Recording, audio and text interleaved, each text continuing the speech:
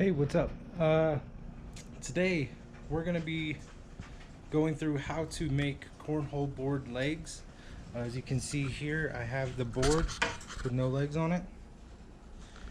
So I'm going to show you how to do that. It's quick, simple, easy to reproduce once you figure out your workbench situation and how it's all going to line up. So let's go. Okay, so the first thing you're going to want to do is you're going to want to find the center of your board across this way, and then you're going to want to find 1 7/8 inches across. So I have my speed square here and I have these marked out. So I have my 1 7/8, and then I have my 1 3/4 line, and then I just hit it with the speed square. So I'll mark the 1 7/8 and draw a line there across, and then I'll mark, while I'm here, I'll mark my 1 3/4 speed square here. Boom, drill that hole. And then what you're going to want to do is you're going to want to take your board, get you some clamps.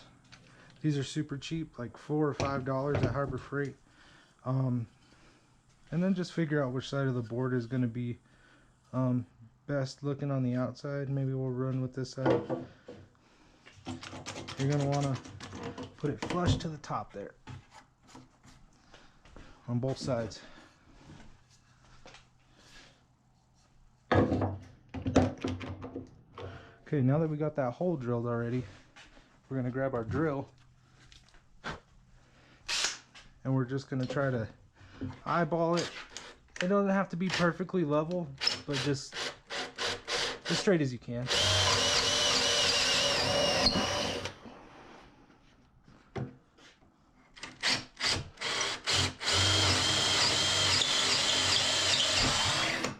All right, and don't worry about the tear out there.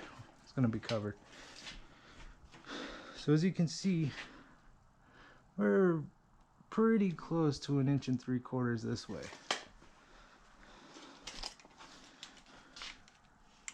That one we're 1 7/8, but that's no big deal.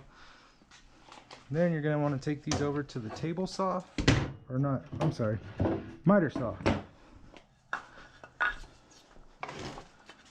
And you're going to set it on a 45.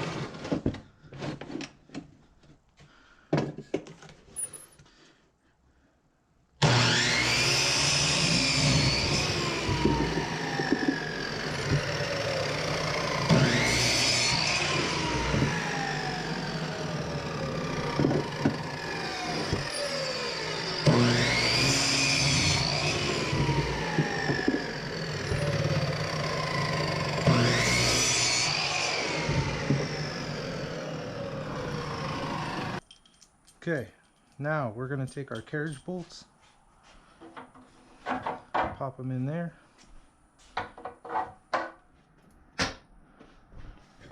We're going to pop these legs in there.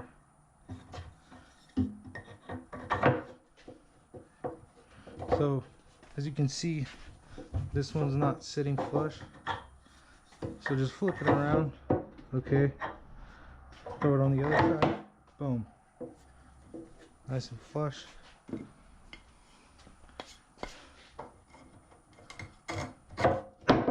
Boom. Okay, now what I like to do is look at it this way and see if they're level, about the same. Then you can go ahead and throw on your washers and your nuts. I like to use locking nuts so they don't back out.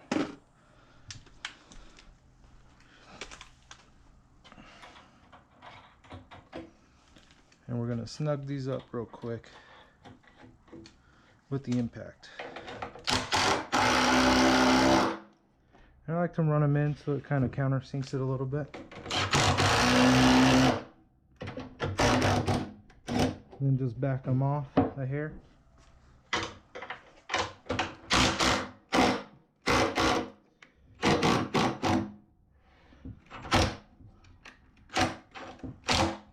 Just tight enough so they don't open up on you. Okay. Now we're gonna move to our workbench, and we'll put a paint can here, and we're gonna rest our board on this.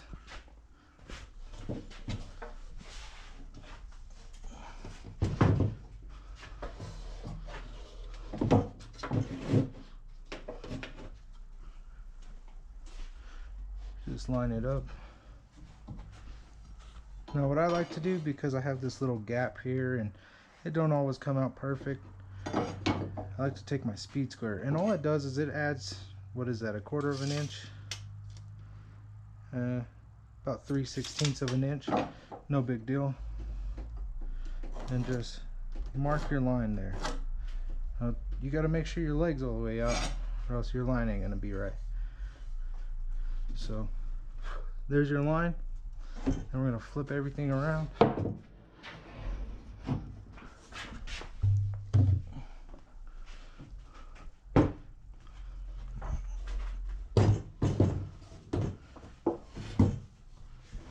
Line everything up again.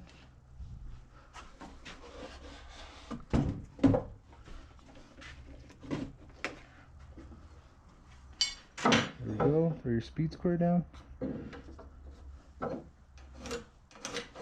Boom. So here's where everything comes into play. So I know, based on doing this, you know, 40, 50 times, I know my right leg is going to be longer. So I'm going to mark that one. So now I'm going to take them out.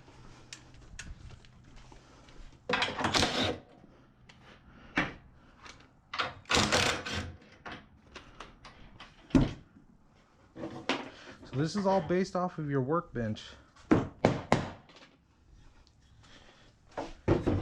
And you just got to figure out if your workbench is higher on one side or the other, and it's just going to line up perfect once you do this. So remember I said my right leg is going to end up longer, so make sure you got the right one. This is the left side. So I know, let's set this back to 0. I know that I have to cut on the outside of the line on this, and I just like to use my sliding miter saw, and then you can move it wherever.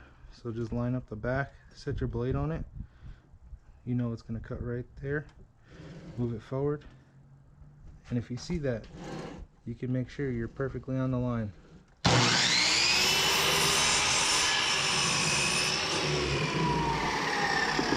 Boom.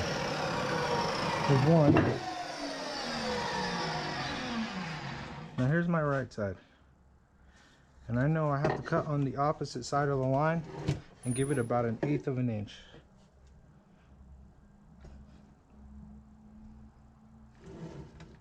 Get the same distance on the other side.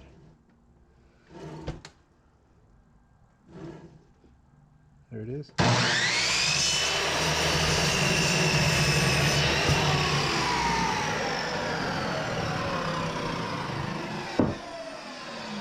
Okay, so now you know this is your right side, this is your left. Put all your hardware back on.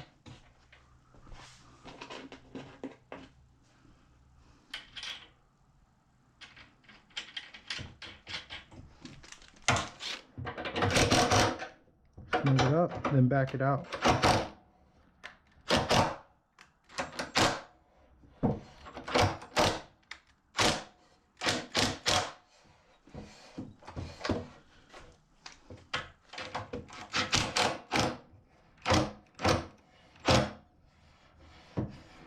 Now you want them kind of hard to open,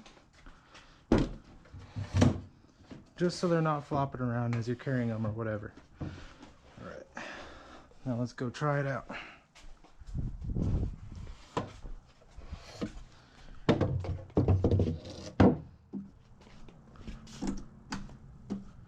No wobble. There you go.